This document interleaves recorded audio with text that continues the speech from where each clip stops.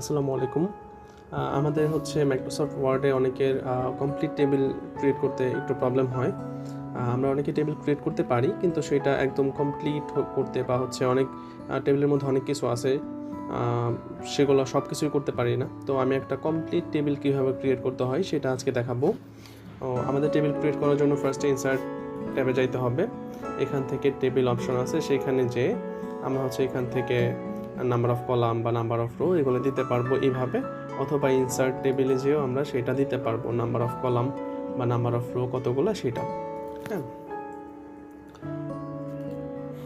তো এইভাবে দেওয়ার পরে আমাদের তো প্রথম যে রো থাকে সেটা তো হেডার রো।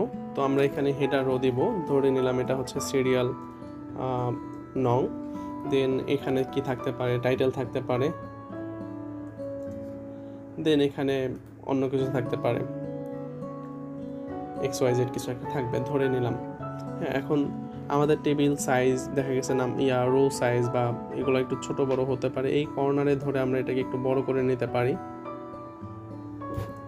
আর সিরিয়াল নং তো এত বড় দরকার নেই আমি এটাকে ছোট করে নিতে পারি এখান থেকে এভাবে, মানে ম্যানুয়ালি। এছাড়াও হচ্ছে ভিতর থেকেও করা যাবে। তো আমি আর এই টেবিলে কিছু দেখাবো না, আমি একটা কমপ্লিট টেবিল এখানে এই জন্য নিয়ে আসছি, এটা থেকেই দেখাবো। তো এখানে দেখতে পাচ্ছেন আমাদের টেবিল, এটা অনেক বড় টেবিল, মানে 3 নম্বর পেজ পর্যন্ত চলে গেছে। তো আমাদের টেবিলের একটা নিয়ম আছে, যখন আমরা কোনো রিপোর্টে একটা টেবিল অ্যাড করি, টেবিল যখন এক পেজ থেকে আরেক পেজে যাবে, তখন এই যে হেডার রোটা আছে, সিরিয়াল নং, টাইটেল, দেন অ্যাপ্লিকেশন, এটা এই পেজেও থাকতে হবে, মানে প্রতি পেজে থাকবে। কারণ যখন আমার রিডার এই টেবিলটা পড়বে, তখন এখন দেখতে পাচ্ছেন যে এখানে কোনো কিছু দেখা যাচ্ছে না, এই কলামের নাম কি বা এইটা দিয়ে কি বোঝাচ্ছে, এটা দিয়ে কি বোঝাচ্ছে আমি কিন্তু বুঝতে পারতেছি না। তো আমার হচ্ছে এই হেডার রোটা এই পেজেও থাকতে হবে এবং পরের পেজেও থাকতে হবে। তো এইটাকে আমরা ম্যানুয়ালি অ্যাড করব, যে প্রত্যেক পেজে যাব আলাদা করে হচ্ছে হেডার রো দিব না, তার কোনো দরকার নেই। এটা আমরা কিভাবে করব, আমরা হচ্ছে নর্মালি মানে হচ্ছে এই যে হেডার রোটা আছে, শুধুমাত্র এই রোটা সিলেক্ট করব। সিলেক্ট করার পরে আপনার উপরে দেখতে পাচ্ছেন একদম লাস্টে লেআউটে যাওয়ার পরে এইখানে দেখেন একদম ডান পাশে রিপিট হেডার রোজ, এইটা আপনি অন করে দিলেই প্রত্যেকটা পেজে এই হেডার রোটা রিপিট হবে, পেজ চেঞ্জ হবে আর হেডার রো রিপিট হবে। এভাবে করে আমরা এই টেবিলটা অ্যাড করতে পারি। এবং আরেকটা জিনিস আছে যেটা আমরা করে নিতে পারি, পুরো টেবিলটা সিলেক্ট করব, এই কর্নারে এই এটাতে চাপ দিয়ে, দেন আমরা হচ্ছে লেআউটে যাওয়ার পরে এই বাম পাশে দেখেন প্রপার্টিস আছে, এটা টেবিল প্রপার্টিস। এখানে টেবিল আছে, এইখানে অনেকগুলো অপশন আছে, রো আছে, কলাম আছে, সেল আছে। এখান থেকে আমরা সাইজও কম বেশি করতে পারি।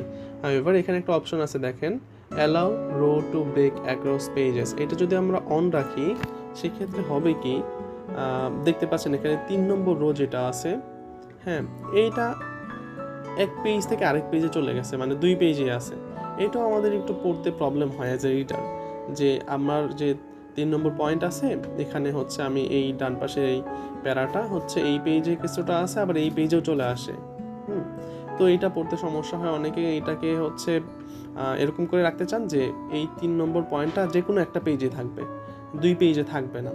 তো এটার জন্য কি করতে হবে, পুরো টেবিল সিলেক্ট করে লেআউটে যাবেন, প্রপার্টিসে যাবেন, জাস্ট এই অপশনটাকে আনচেক করে দেবেন, allow row to break across pages. Okay, এখন দেখেন এই 3 নম্বর পয়েন্টটা শুধুমাত্র পরের পেজে আছে, আগের পেজে নাই। এইটাই। তো আরও কিছু ব্যাপার আছে, যেমন হচ্ছে আমরা টেবিলকে একটু কালারিং করতে পারি। আমার প্রতিটা সেলে যে শেডিং আছে, শেডিং চেঞ্জ করতে পারি একদম সাদা না রেখে, যেমনটা এখানে আছে। তো এটা কিভাবে করব, ধরে নিলাম আমার এই প্রথম যে সেলটা রোটা আছে, এটা শেডিং হবে এই যেরকম আমি যে দিয়ে আছি, এটাকে চেঞ্জ করব ধরে নিলাম।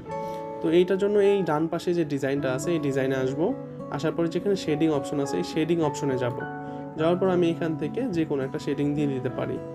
হ্যাঁ, শেডিং দিলে এটা চেঞ্জ হয়ে যাবে, আমি আমার মতো করে শেডিং দিয়ে দিতে পারি।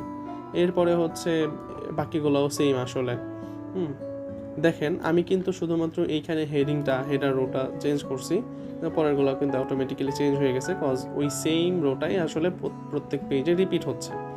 এছাড়া পরের বডিতে যে সেলগুলো আছে বা রোগুলো আছে, এগুলার শেডিং চেঞ্জ করতে চাইলে সেম ওয়েতে শেডিংয়ে যাব, যে কোনো একটা শেডিং দিয়ে দিতে পারি আমি। তো এভাবেই হচ্ছে আমরা একটা কমপ্লিট টেবিল মাইক্রোসফট ওয়ার্ডে ক্রিয়েট করতে পারি। আরেকটা ব্যাপার যেটা হচ্ছে আমাদের টেবিল ক্রিয়েটের সময় হচ্ছে দরকার হয় বা হতে পারে, সেটা আমরা যদি হচ্ছে আগে থেকেই নাম্বার অফ রো যেটা সেটা স্পেসিফাই করে না দেই, তাহলে আমি হচ্ছে রো কীভাবে বাড়াবো, নাম্বার অফ রো কীভাবে বাড়াবো।